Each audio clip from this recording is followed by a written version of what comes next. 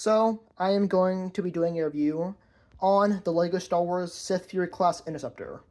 So, this set released in 2012 for an original retail price of $90, but if you want the set new sealed in the box, you should be expecting to pay anywhere from around $450 to $600. And this has set number 7500, 748 pieces, 3 minifigures, and an age range from 9 to 14 years.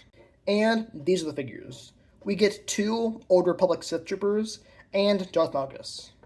I do kind of wish this set included maybe one more figure. I think a Jedi for Malgus to fight would have been pretty cool. First up, the Sith Troopers. And I feel like these are decent figures. The printing on the torso is very nice, and it would definitely work pretty well if you were trying to make a custom Sith Lord. And they also include this unique mold for their triangle-shaped helmets. And the helmets do look very nice, with some excellent printing. Although I'm not exactly sure how they see through them. And if you're curious, underneath their helmets, it is just this pretty basic face print. And these are their back prints. Overall, I think these are pretty good figures, although the lack of leg printing really hurts them.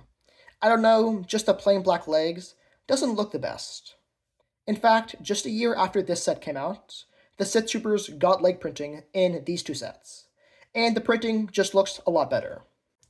Anyway, onto the highlight figure of the set, and one of the main reasons it is so expensive, the Darth Malgus. And I mean, he's expensive for a reason. It's a pretty good figure.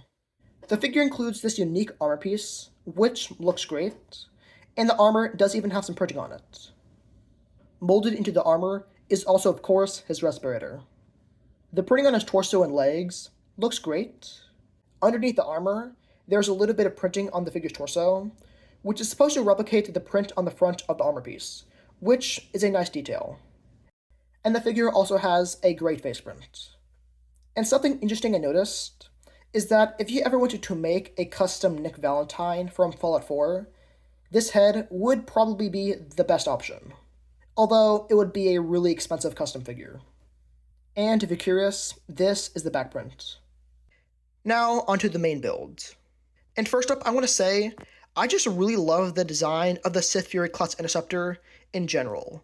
It kind of looks like a TIE fighter on steroids.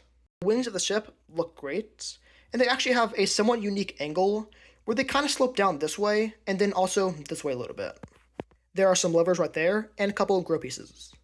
There's also a nice trans-red grill right there, and some stickers on the side. Here, there are some flick-fire missiles. And we all know how those work, you just flick them. And I mean, it's a decent play feature, I guess. Luckily, if you have the set displayed, these will just look like blasters.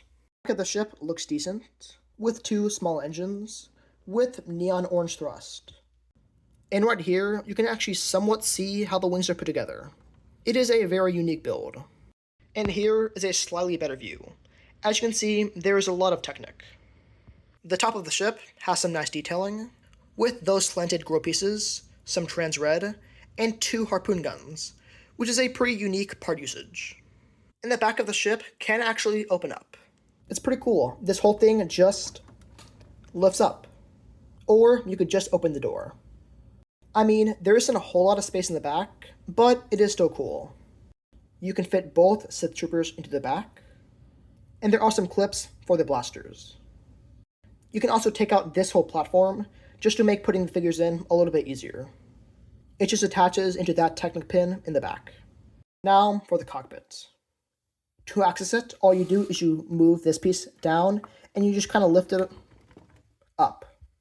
Of course, if you want, you could also just lift up the windshield. And inside, there is just a control panel and a black chair. So, to put a figure in, all you really need to do is just move the control panel to the side like that. Once you have Malgus in the chair, all you really need to do is just move the control panel back and close everything up. Just like that. I mean, Darth Malgus definitely looks pretty cool. If you wanted to, I suppose you could pretend that thing is somewhat of a ramp.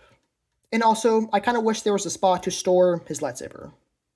On the side of the wings, there is some nice detailing, with those cones, which I assume are supposed to represent blasters. Curious, this is what the bottom of the ship looks like. But would I recommend that you get the set? Honestly, I don't know. While it is a great set, and it has great figures, mainly that one, it is just a little expensive. So, if you love the Old Republic era, and especially love Malgus, then I feel like this is a must buy. But if you don't care too much for the Old Republic era, then I would recommend that you spend your money on something else. But overall, I think I would give this set about a 9.5 out of 10.